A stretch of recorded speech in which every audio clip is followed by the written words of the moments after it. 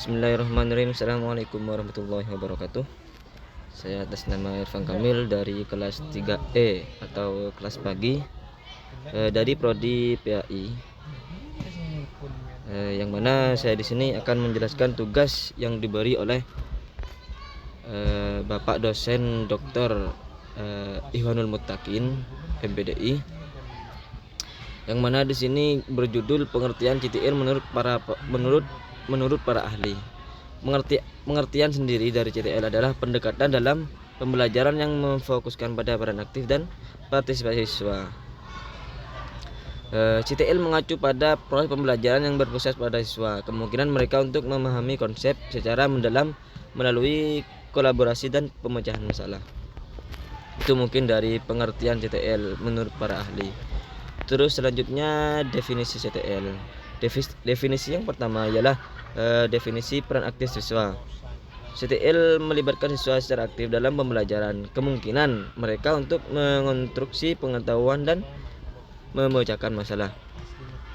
Definisi yang kedua ialah pemberdayaan siswa.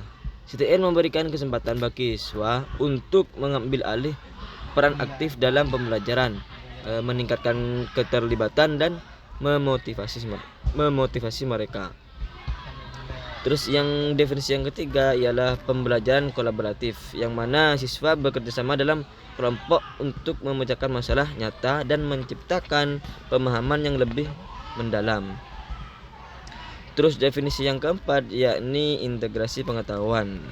Integrasi pengetahuan di sini ialah siswa mengintegrasikan pengetahuan dari berbagai sumber untuk membuat pemahaman yang komprehensif dan terhubung. Terus selanjutnya pendekatan dalam pembelajaran CTL.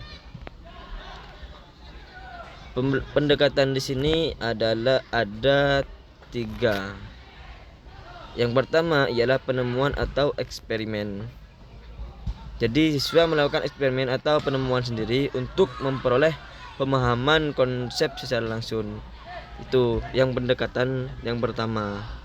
Terus yang kedua itu penugasan berbasis proyek, yakni itu siswa mengerjakan proyek nyata dan melibatkan penelitian, analisis, dan solusi untuk masalah yang ada. Yang ketiga ialah pembelajaran kolaboratif, yaitu siswa bekerja sama dalam kelompok untuk memecahkan masalah dan membangun pemahaman bersama. Itu mungkin ya. Langsung ke keuntungan menggunakan CTL. Sini ada berapa? Ada 4 ya. Yang pertama itu peningkatan keterlibatan. Siswa menjadi lebih aktif dan terlibat dalam pembelajaran. Yang tentunya meningkatkan motivasi dan minat mereka. Yang kedua, pemahaman yang lebih mendalam. Melalui konstruksi pengetahuan dan pemecahan masalah, siswa mengembangkan pemahaman yang lebih matang dan terhubung. Terus yang ketiga ialah persiapan untuk dunia nyata, yang mana CTL membekali siswa dengan keterampilan sosial, kolaboratif, dan pemecahan masalah yang relevan dalam kehidupan nyata. Itu mungkin. Terus yang keempat atau yang terakhir itu pengembangan kreativitas, yang mana siswa harus didorong untuk berpikir kreatif dan menciptakan solusi baru, yaitu membantu mengasah kemampuan berpikir kritis mereka. Itu mungkin ya. Terus selanjutnya itu prinsip-prinsip dasar CTL. Di sini tuh ada 3 prinsip. Yang pertama itu prinsip konstruktivisme. Yang kedua itu pemecahan masalah. Yang ketiga pembelajaran aktif. Pengertian dari yang pertama, prinsip konstruktivisme, yaitu pendekatan pembelajaran yang berfokus pada konstruksi pengetahuan oleh siswa melalui aktivitas mental dan sosial. Terus yang kedua, pemecahan masalah, yaitu siswa belajar harus melalui pemecahan masalah nyata untuk mendorong pemikiran kritis dan keterampilan analitis. Terus prinsip yang ketiga itu prinsip pembelajaran aktif, yang mana siswa menjadi aktif dalam membangun pengetahuan melalui percobaan, diskusi dan keterlibatan langsung gitu. Terus selanjutnya itu implementasi CTL di dalam kelas, yang mana implementasi CTL memerlukan beberapa langkah.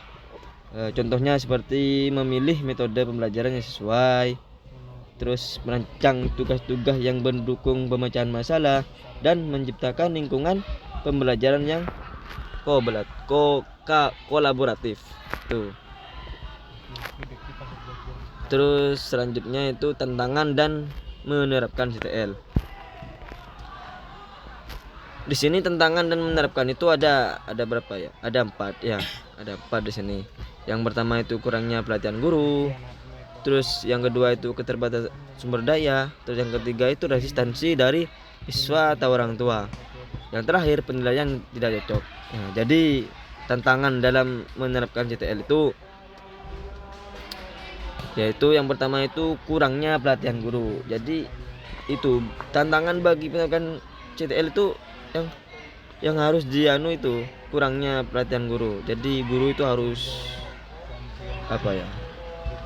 Ya harus gak kurang lah gitu. Terus yang kedua itu keterbatasan sumber daya. Jadi harus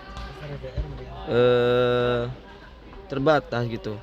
Tantangan itu keterbatasan daya. Terus yang ketiga resistensi dari siswa atau orang tua. Yang keempat penilaian yang tidak cocok itu. Langsung saja yang terakhir mungkin ini ya, langsung ke kesimpulan.